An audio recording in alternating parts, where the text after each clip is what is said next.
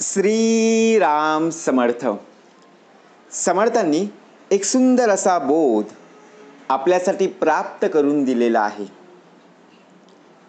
समर्थ म्हणाले, कोणाला कसं आनंदी आणि समाधानी ठेवायचं बघा, प्रत्यक्षपणे आपण जाणून घेतलं पाहिजे.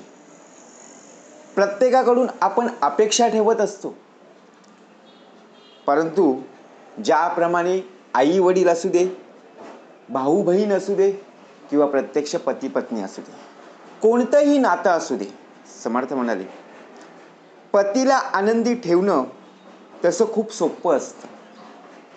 कारण प्रत्यक्षात पती हा बघा ज्याप्रमाणे प्रत्येक गोष्ट समजून घेत असतो, त्याचप्रमाणे पत्नीही साऱ्या गोष्टी समजून घेत असते. ज्याप्रमाणे पत्नीला पतीकडून काहीतरी अपेक्षा असते, जर ती अपेक्षा पूर्ण झाली नाही तर ती पत्नी प्रत्यक्षात आनंदी राहत नाही, तर दुःखी होते. मग आपण विचार करत असतो, ज्या ठराविक गोष्टी आहेत, ज्या अपेक्षा आहेत, त्या प्रत्यक्षपणे आपण पूर्ण केल्या पाहिजेत. ज्याप्रमाणे नातं कोणतंही असो, प्रेमाने वागलं पाहिजे. त्यांच्यामध्ये प्रत्यक्षात बघा मतभेद अजिबात नसले पाहिजेत. आपल्याला जर रविवारी सुट्टी असेल तर प्रत्येक व्यक्तीने बघा, कोणीही असो, आपल्या कुटुंबाला वेळ नक्की दिला पाहिजे. त्यांना कुठे फिरायला जायचं आहे, प्रत्यक्षात त्यांच्या आवडीनिवडी काय आहेत, त्यांच्याशी गप्पा मारण्यामध्ये संपूर्णतः वेळ घालवला पाहिजे.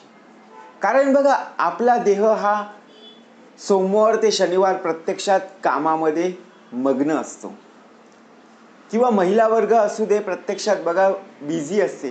परंतु रविवारी जर सुट्टी म्हटली पतीला, तर बघा प्रत्यक्षात पतीला डब्बा नसतो. त्यामुळे काय असतं की बघा, आपण आज थोडं कमी काम आहे, म्हणजेच काय, थोडे लेट होईल.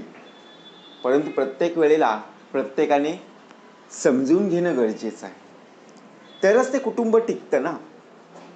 एकमेकांना कामामध्ये मदत करणं गरजेचं आहे. आता आपले आई वडील,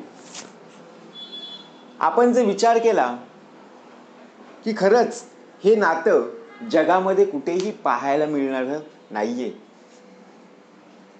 कारण प्रत्यक्षात आपण अनुभवतोय, कारण त्यांच्यामुळेच आपल्याला जग पाहायला मिळतंय. मग आपण आई वडिलांना कशा प्रकारे आनंदी ठेवू शकतो? प्रत्येक गोष्ट जेव्हा आपल्याला हवी असेल तेव्हा नक्कीच ते आणून द्यायची. परंतु आताही प्रत्यक्षात आई वडिलांना काय पाहिजे ते नक्कीच मुलाने मुलींनी आणलं पाहिजे. आपण काय विचार करतो, अरे घरातल्या परिस्थितीचं पूर्ण रडगाणं आपल्या शेजारी लोक असतील, आपले नातेवाईक असतील, किंवा आपल्या मित्रमैत्रिणी असतील, त्यांना सांगत बसतो. आता आपल्या घरातली परिस्थिती चव्हाट्यावर आणणं किंवा एकमेकांना सांगून काय बदलणार आहे का? खरंच आपल्या देहाला आनंदी पाहायचंय, या गोष्टी या दोघांमध्येच असणं गरजेचं आहे. आई वडील असू दे किंवा पती पत्नी असू दे, या गोष्टी घरातल्या घरात बघा मिटवणं गरजेचं आहे.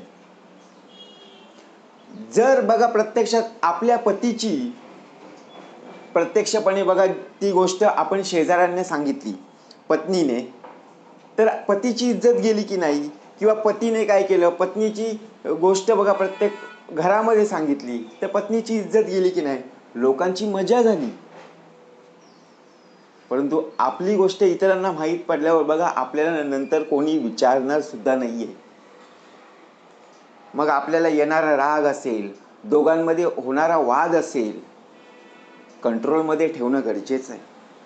कारण बघा, संसार म्हटलं की भांड्याला भांडा हा लागणारच, परंतु तो समजून घेणं गरजेचं आहे. आणि ज्यावेळी राग येतो त्यावेळी राग प्रत्यक्षपणे शांत झाल्यावर आपल्याला असं वाटतं की थोडं रागवलं नसतं तर बरं झालं असतं, किंवा हा निर्णय घेतला नसता तर बरं झालं असतं. मग आनंदी कोणाला कसं ठेवायचं? प्रत्येक वेळेला आपल्याला वाटतं की बाबा ही व्यक्ती आनंदी असणं गरजेचं आहे, किंवा याच्या वाटेला किंवा हिच्या वाटेला असणारं जे दुःख आहे ते दुःख थोडंफार थोडी कमी झालं पाहिजे असं आपण म्हणतो. आपण विचारतो ना, अरे तो कुठे जात आहे, काय करत आहे, कोणत्या मित्रासोबत जात आहे, असं आपण सतत प्रश्न विचारत असतो. त्याची उत्तरं आपल्याला मिळत नसतात. परंतु आपण समजून घेतलं पाहिजे की बघा, एखाद्या वेळी आपल्या सर्व डोक्यावरून जात असतं, आपला हक्क असतो, परंतु तो हक्क बजावण्यासाठी आपल्याला सर्वांशी प्रेमाने वागता आलं पाहिजे. हक्क म्हटला की अभिमान नसावा, गर्वपणा नसावा, तर एक प्रकारे जबाबदारी असते. जी जबाबदारी पूर्ण झाल्यावर बघा आपल्याला आनंदी वाटतो. ज्याप्रमाणे बघा, आई वडिलांना आनंद त्यांच्या चेहऱ्यावर जर पाहायला मिळायचं असेल ना, तर आपल्या मुलांनी, आपल्या मुलींनी उत्तम प्रकारे कार्य करणं आणि त्या कार्यातून मिळालेलं त्यांना यश पाहूनच त्या आई वडिलांना उत्तम प्रकारे आनंद प्राप्त होईल की खरंच माझ्या मुलाने, माझ्या मुलीने उत्तम प्रकारे कार्य केलेलं आहे. भावाला केव्हा आनंद होईल? ज्यावेळी बघा प्रत्यक्षात लहान भावानी, मोठ्या भावानी किंवा बहिणीने उत्तम प्रकारे कार्य केलं असेल, त्यावेळी अभिमानाने छाती भरून येईल की नाही? त्याचप्रमाणे बहिणीला सुद्धा. आता पती पत्नीचं जर म्हटलं तर बघा, पत्नीला एखादी साडी, एखादा गजरा किंवा बघा एखादा नवीन चित्रपट पाहायला मिळाला की पत्नीच्या चेहऱ्यावर स्मित हास्य पाहायला मिळतं. परंतु आता पतीच्या चेहऱ्यावर आनंद आणायचा आहे, पतीचा जो राग आहे बघा, मत्सर आहे, त्यासाठी पत्नीने प्रत्यक्षात आनंदी ठेवण्यासाठी त्यांच्या इच्छेनुसार जे काही आवडत असेल त्यांना देणं गरजेचं आहे. तरच त्याला संसार म्हणतात ना, बरोबर की नाही? एखादी गोष्ट जर उत्तम प्रकारे त्यांना आवडते तर ती जर त्यांना मिळाली की खरंच जो कंपनीमध्ये असणारा राग, ऑफिसमधला असणारा जो राग आहे तो इथे पूर्णपणे निवळला जाईल, बरोबर की नाही? म्हणजे विचार जर केला, आनंदी ठेवण्यासाठी बघा आपल्यालाच पुढाकार घेणं गरजेचं आहे.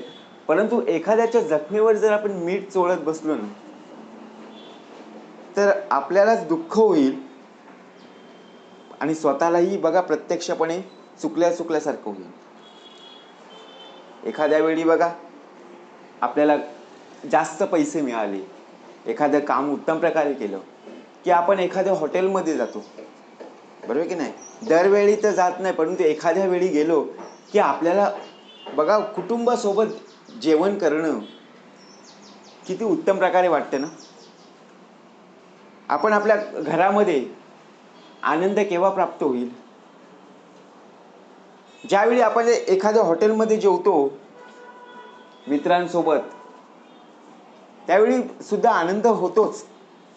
परंतु घरामध्ये ज्यावेळी बघा प्रत्यक्षात आई वडील, भाऊ बहिणी, पत्नी, मुलं यांच्यासोबत जेव्हा आपण जेवण करत असतो ना, तो क्षण, तो आनंद कुठेही पाहायला मिळणार नाही.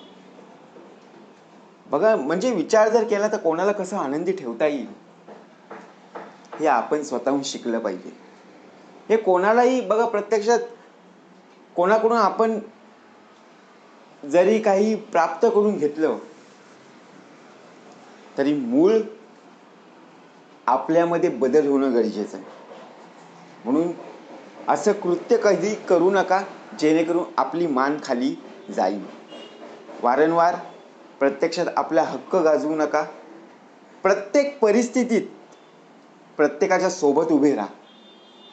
कोणतेही दुःख असू दे, कोणतेही सुख असू दे, प्रत्येकाच्या वाट्याला येणारे दुःख असतील, प्रत्येकाच्या वाट्याला येणारे सुख असतील, त्यांच्यासोबत राहणं खरंच गरजेचं आहे. आणि त्यामुळे होणारा जो आनंद आणि समाधान आहे ना, तो प्रत्येकजण वाटून घेईल आणि आयुष्यात उत्तम प्रकारे आनंदी राहील. जय जय रघुवीर समर्थ.